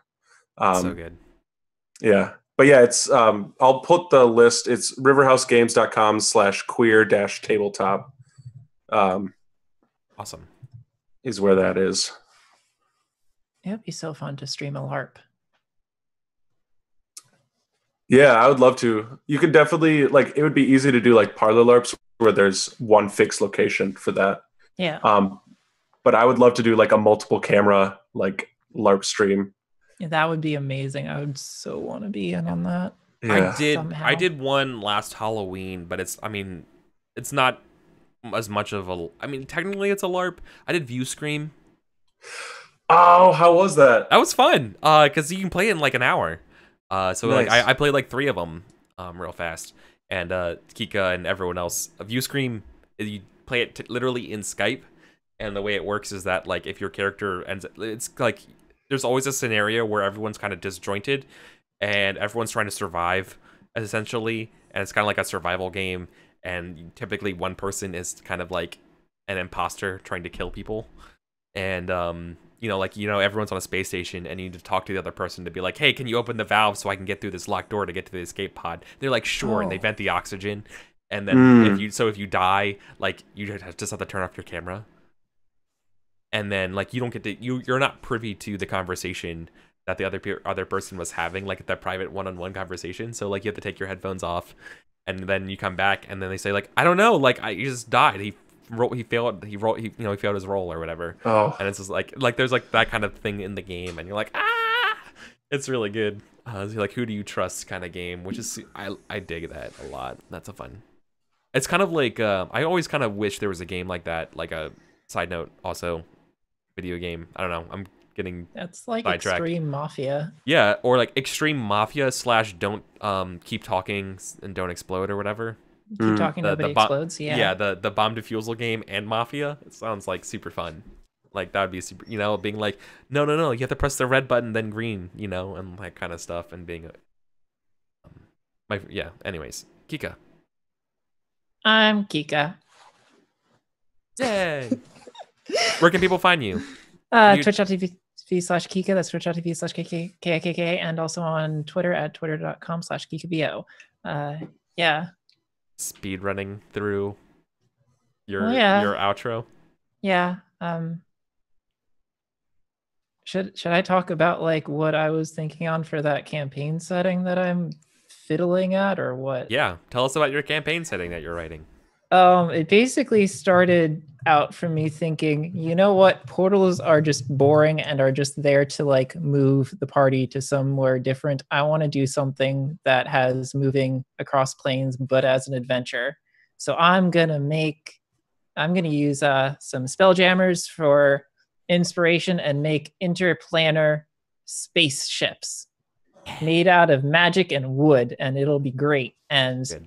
Then I decided that there was no place in like any pre-existing D&D setting for me to like slap it in there. So I was like, hey, I'll just make a campaign setting that this works in. And I've been working on that ever since. Yeah. I have made it way too ridiculous already. I have written out histories of 3 God Wars. I have like weird spellcasting rules for druids and rangers that's based off of Shintoism. I have cool. Yeah. cyberpunk elements in my fantasy wizard city. It's a monstrosity, and I need to stop myself. Yeah. But it's It sounds super incredible, fun, and though. I love it. Yeah. Yeah. I want to just get it to the point where I can like put other people in it, like hand it to someone and be like, here, play with this, see what you come up with. Because like It's amazing. I have I was thinking like, why should a fantasy plane just be like a planet? Why can't it have like weird like geometries and extra dimensional shapes, and why can't it just fold out forever? And I just went crazy, and I was like, a lot of my issues with other settings is that they seem very limited. So I was like, I can't make something that doesn't seem limited in some way, but can I make it seem more unlimited, like less limited and sort of more surreal and fantastical than other realms? So it's like, I want to make it feel like there's enough space for other people to do it, and it's like other people to do what they want in it. Like, I want to run this quest, but it requires this sort of thing that's not in other settings. Well, there's room in this setting all the way over here for me, so I'll just put it over here. Dang. Yeah, there's always a place for it. Yeah, just gotta find a little nook to put everything in it. I want everyone to feel like they have their own nook. Yeah. It's a good goal. Yeah. So yeah. All right. Thanks, Kika. Anything else? I'm working on designing a tarot deck as well. So you can follow me on Twitter, and I'll post work in progress pictures on there, and you can catch me there. Yeah, and that's at KikaVO. Yep. I also post some cosplay pictures there, and I post more of those on my Patreon, which is patreon.com/Kika. But yeah, anyway. Yeah. Cool. Thank you so much. Yeah. And I'm Eric Fulgaris on the Twitters, the Twitches, and the YouTubes. Talk about role-playing games a lot. I love playing games. I love indie role-playing games. I love talking to people who also love indie role-playing games or want to know more about them, are just interested in telling stories like this. So, if you want to be the next Taylor or the next Kika, come to my Discord, !Discord, and chat. And come hang out and sign up for games. I know November's full right now, and I'm totally floored how fast that filled up with people. Yeah, I jumped in on 2 of them right away. That's that's amazing, and I'm completely humbled. But I have games every week, so come find me, check the stuff out. The same Eric Fulgaris time, Eric Fulgaris place, and that's it for us tonight. So I'm getting sleepy. This is a long game. This was fun. Seriously, thank you all so much. This was Shooting the Moon by Emily Caraboss, part of the Romance trilogy, so you can go pick that stuff up at Green and Black Games. Do it. Tell Emily on Twitter, which I think is at Green and Black Games. Tell them their games are awesome, right? So yeah, I'm actually going to recommend it to a lot of my friends. Yeah. So thanks a lot, and we're out of here. So take care. Have a good night.